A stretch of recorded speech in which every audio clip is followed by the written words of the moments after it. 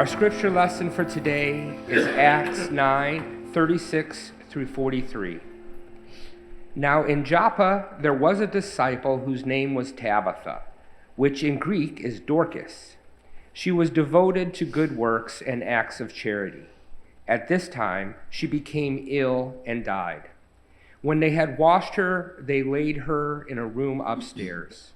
Since Lydda was near Joppa, the disciples whom heard that Peter was there sent 2 men to him with a request. Please come to us without delay. So Peter got up and went to them, and when he arrived, they took him to the upper room, to the upstairs. All the widows stood beside him, weeping and showing tunics and other clothing that Dorcas had made while she was with them. Peter put all of them outside, and he knelt down and prayed. He turned to the body and said, "Tabitha, get up." Then she opened her eyes, and seeing Peter, she sat up. He gave her his hand and helped her up, then called the saints and widows. He showed her that to be alive, and this became known throughout Joppa. So many believed in the Lord. Meanwhile, he stayed in Joppa for some time with a certain Simon, a tanner. This is the word of God for the people of God. Thanks be to God. You may be seated. Have you ever been reading a book or watching a show or a movie, and somewhere near the beginning there's a theme or a scene, a place, a person that comes up, and then it kind of seems to go away, and then closer to the end it comes up again, and you go, that's what it was about the whole time. This story, Luke Acts, is like that. And this story about the resurrection of Tabitha is like that. It harkens back to the beginning, so I'm going to tell it in 3 parts. Part 1 of Tabitha's resurrection story is Jesus. In Luke 1, Mary's song, sung before Jesus was even born, Mary proclaimed God's goodness in saying that God had lifted up the lowly. And she was talking about herself and also all the good things, all the ways God had lifted up the lowly. That is Jesus' beginning and the beginning of Luke Acts. Jesus' whole life, he proclaimed and enacted this care for those who are vulnerable and cast out. The resurrection of Tabitha is one of lifting up the lowly. She was a widow among widows. Caring for those on the margins, her resurrection echoes Jesus' own resurrection. Jesus also lowly among the lowly. The details of Tabitha's story demonstrate these echoes and illustrate them. The widows come and show Peter the tunics that Tabitha has made. This is the only resurrection story where anything like this happens, where anything that the person has done is demonstrated, a testimony of their good works. Think about Jesus' crucifixion and resurrection story and some of the details. Jesus was dressed in a robe before his crucifixion. The soldiers cast lots for his clothing. One of the signs of the resurrection was that the shroud that he had been wrapped in was laid folded without his body in the tomb. The writer of Luke Acts is reminding us of the resurrection of Jesus. Look at what Tabitha has done. Look at what Jesus has done. Lifting up to life the lowly among the lowly. Part 2 of this story is the early church and the way that they lifted up the lowly. All throughout Acts, the apostles are healing, reaching those who had not been reached, going outside the inner circle, caring for the poor. This is our story. It is the birth of the church. And it was all about the resurrection news of Jesus who lifts up the lowly, who came down to us to give us salvation. Tabitha's resurrection is the first resurrection story after Jesus's, and the first one that Jesus doesn't himself do in the flesh.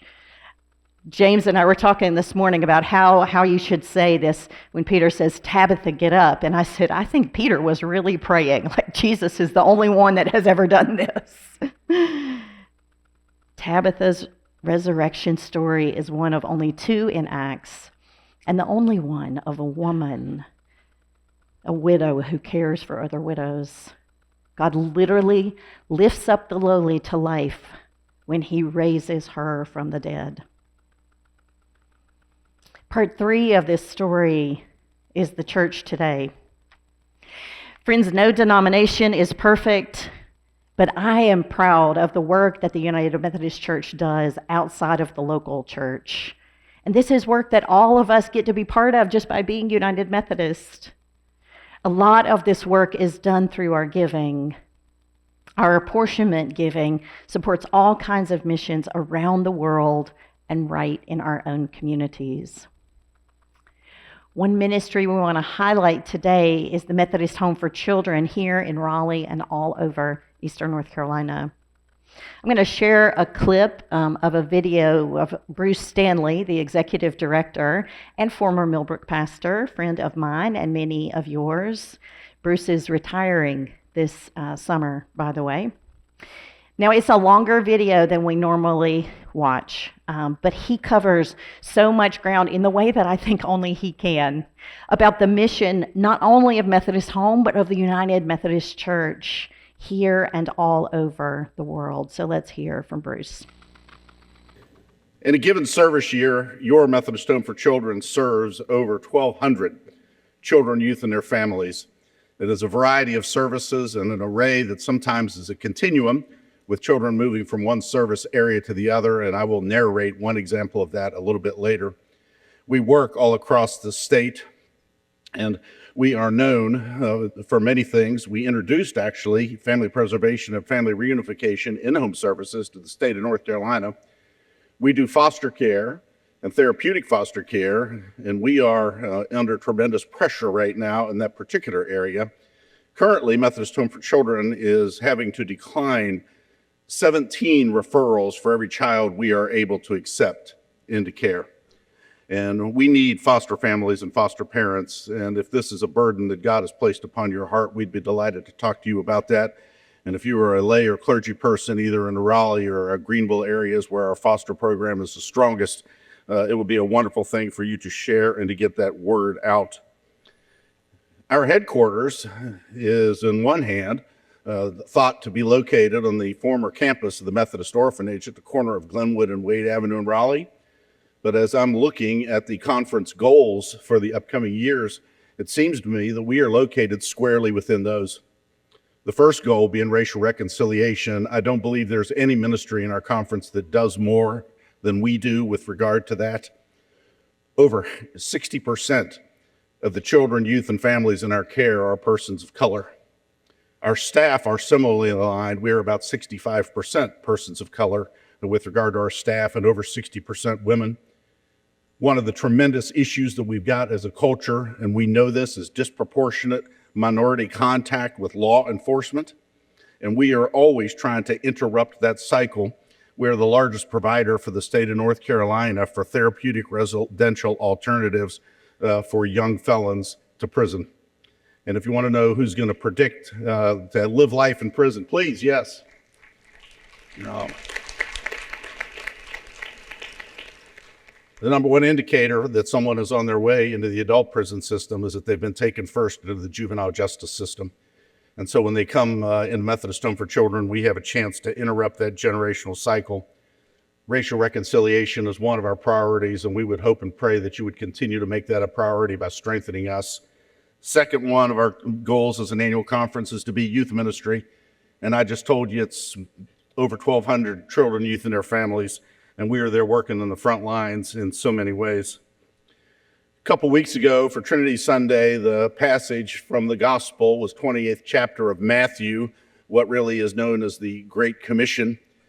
And it is the statement that Jesus makes in which he says, all power and authority has been given to me. And then he reveals that he is not taking this for personal privilege and self-aggrandizement, but rather he's taking it for high holy purpose. And he in turn gives it to the disciples and tells them that that high holy purpose is to go and to make disciples of all nations. And we in the past in the church have really taken that literally when we understand this command to go into all nations. And our conference has done that. The first missionary to Africa was from Edenton Street Church, Melville B. Cox, 1833, to the nation of Liberia. We were at Project Agape in Armenia. We've been in Peru with the Peru Covenant Program and on again. But there are other ways in which we can understand what this means to go into all the nations, because that means to go across boundaries and borders and into some unfamiliar places. And the word nations is used broadly in many contexts in our society. One of the ways it's used is in the sporting world. People here in Greenville who wear purple and gold will say they're part of Pirate Nation.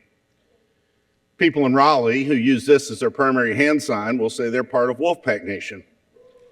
And so they've got their hand sign. And if they encounter somebody from Chapel Hill who's part of Tar Heel Nation,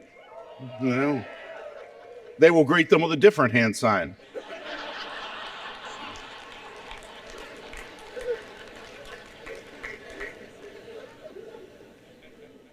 And one of the places that we are doing this work of racial reconciliation and this work with youth is that we are working with gang-affected youth. And that indeed is a horrific culture and a place that is foreign to most of the membership of our churches. And it is a place that is known by many tattoos, symbols, and yes, hand signs as well. We currently, in our care, have a boy who just turned 12. And at age 11, his mother, who is a member of a gang, drove up in front of a house one evening and gave him a loaded 9mm handgun and told him to go inside and do some work.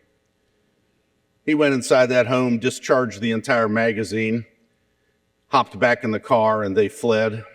He was recognized, whether it was because the gun was too heavy for that 12-year-old's hand, whether his aim was unfamiliar, or whether grace of God or a combination of all.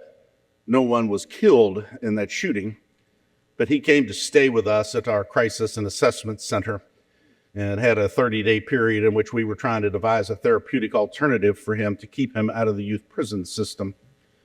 One of the things that we have learned about gang culture is that when the adults are using young children to commit their gun crimes so that the adults can avoid the more serious charges they would face, they refer to that juvenile as being a holster. Make sure you put the gun into a holster. Hard for me to imagine a mom treating her 11-year-old child as such an object and considering them to be a holster. Our clinicians tell us that when you're trying to extract someone from gang life, that there are two different reasons why people primarily enter into that. The first one is thrill seeking. And they say if someone has joined and been part of a gang because of thrill seeking, that is relatively easy to extract them from that world because you simply give them a positive thrill and find another way to help them scratch that itch. But the more difficult thing to do is extract someone from gang life and from one of those nations who is joined because it's where they consider their family to be, where they have been cared for and fed and often clothed. And one of the challenges that we've had is that this young man has now moved from being in our crisis and assessment center to one of our multi-purpose homes. And he continues to be able to talk on the phone with mom, and she continues to plead with him to come home because she needs him to take care of her. We've got a lifetime of work with this child. And our work and our commitment to that child, because of your generosity, is going to continue well beyond the life of any state contract and well beyond any official stay. And we have a lifetime commitment to remain in relationship as part of the Methodist Church with anyone who has been assigned to our care. I thank you for the generosity that you've demonstrated in the past. I thank you for the generosity that you yet are about to show. And we ask that you would continue to pray each and every day for all those who are in care of our Methodist Home for Children. Thank you. That is work that we as an individual congregation could not do alone. And yet, as an individual congregation, we do it. I love the way he said, our Methodist Home for Children. Another reason I wanted to show that clip is because it came from our annual conference meeting in 2023 when deep cuts were being proposed for Methodist Home for Children funding in our conference. Now, this is for understandable reasons. With so many of our United Methodist churches having left the denomination, our conference had to cut its budget. Those challenges are real. We have felt them too. We all feel it at the grocery store checkout, looking at our investments, and in our church budget. And the mission is the same from Jesus Christ to the early church here and now. And this is our calling, to respond to the needs of the world around us. The conference voted not to cut funding for Methodist Home, by the way. When I look around, I do not see lifting up the lowly in our country or in our world. In fact, things are going the other way. In biblical times, widows were some of the most vulnerable people, and right now, vulnerable people are being made more vulnerable rather than being lifted up. There are so many factors affecting that mom and that child that Bruce was talking about. That mom herself was objectified in order to pass that on to her son. And there are millions more lowly needing to be lifted up, our neighbors that we are called to love. Some of you have come to talk to me about your struggles with what you see happening. I feel helpless. What can I do? What we do when we see Jesus' mission of lifting up the lowly being decimated in the real lives of people that we are called to love. We can live out that mission in our own lives through good works like Tabitha. And we can support and advocate for and give to the places where we see the lowly being lifted up. We can take action. Last weekend, I took my girls to the Outer Banks, and we had so much fun. We boogie boarded and skim boarded and rolled down the sand dunes. We're very adventurous. For Jordan's 10th birthday, she and I went ziplining over the mountains. Last year, she went hang gliding, as I have done several times before. And the thing that I really want to do with them is parasailing, where a boat pulls you and you are flying hundreds of feet above the ocean with a parachute, keeping you up, and you can see the clear water underneath you. I've done it before, and I really want to do it with my girls. But we didn't do that this trip. And we won't for a while. Because rather than spend the $300 on parasailing, I'm giving $300 to our apportionment giving. It's just more important. Many of you have no desire to go parasailing 400 feet above the water, so that example may not apply to you. It's like an oxymoron. It's not a sacrifice. It's not really and truly a sacrifice for me, if I'm honest. But everybody can give something. $3 to $7 for a Starbucks coffee. $10 if you add a scone. And I love all of those things. But if you think about it, that's $10. If just each one of us did that this week, we could raise over $2,000 for our apportionment to support Methodist Home and so many ministries. Everyone can do something. At our Easter sunrise service this year, the guests from the shelter across the street were waiting for the bus. And as they heard the service begin, I was praying and I looked up, and one of them was coming over with a bill in his hand with money to leave in the basket. Everyone can do something. This resurrection story begins with Jesus. It spreads in the early church and is manifest in the church today. And I'm going to end by going back to the beginning of the Jesus story, Mary's song about God's goodness in Luke 1. God's goodness in sending Jesus to us to lift us up. God has shown strength with his arm. He has scattered the proud in the imagination of their hearts. God has brought down the powerful from their thrones and lifted up the lowly. God has filled the hungry with good things and sent the rich away empty. That is the mission. From the beginning to the end, it's the theme of the whole story.